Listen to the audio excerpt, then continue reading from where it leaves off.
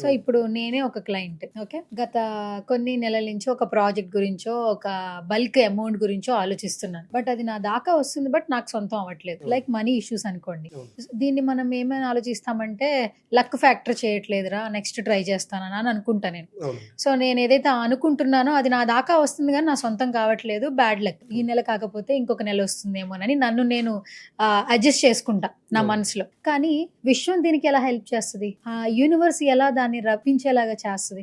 అవునండి. ఇప్పుడు అందరిలో ఉన్న క్వశ్చన్ మీరు అడిగారు. మనం ఏం చేస్తున్నామంటే డబ్బు నా వరకు వచ్చి పోతుందని మనమే అంటున్నాం. అంటే యద్భావం తద్భావం అనేది ఇక్కడ పని చేస్తాం. మీరు ఏదైతే ప్రాజెక్ట్ స్టార్ట్ చేసేప్పుడు మనం లాస్ట్ వీడియోలో మాట్లాడుకున్నాం.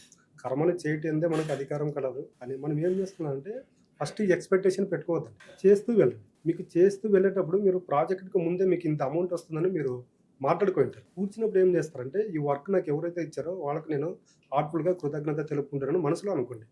అలా అనుకుంటున్నప్పుడు ఏమవుతుందంటే మీ వైపు ఆ వైబ్స్ అనేవి వస్తాయి. ఈ ప్రాజెక్ట్తో నాకు ఏదైతే వస్తుందో ఈ అమౌంట్ కూడా నేను చేస్తున్న పనికి, నాకు కల్పించిన పని వాళ్లకు, నా దగ్గరకు వస్తున్న డబ్బుకు నేను మనస వాచ కర్మ త్రికరణ శుద్ధిగా ఎల్లవేళలా కృతజ్ఞత భావంతో ఉంటానని ఈ విధంగా అనుకోండి. అప్పుడు ఏమవుతుందంటే మన చుట్టూ ఒక పాజిటివ్ వైబ్రేషన్ అనేది క్రియేషన్ అవుతుంది. అలాంటప్పుడు ఏమవుతుందంటే మన దగ్గరకు వచ్చే నెగిటివ్ ఆరా కావచ్చు, నెగిటివ్ వ్యక్తులు కావచ్చు. ఇప్పుడు మీరు వెళ్తుంటారు, చాలా మంది ఇంటర్వ్యూస్ వెళ్తూ ఉంటారు. చాలా మంది మీ దగ్గరకు ఎలా ఉంటారంటే నెగిటివ్ ఆరా వాళ్ళు, నెగిటివ్ వ్యక్తిత్వంలో ఎక్కువ మంది వస్తుంటారు.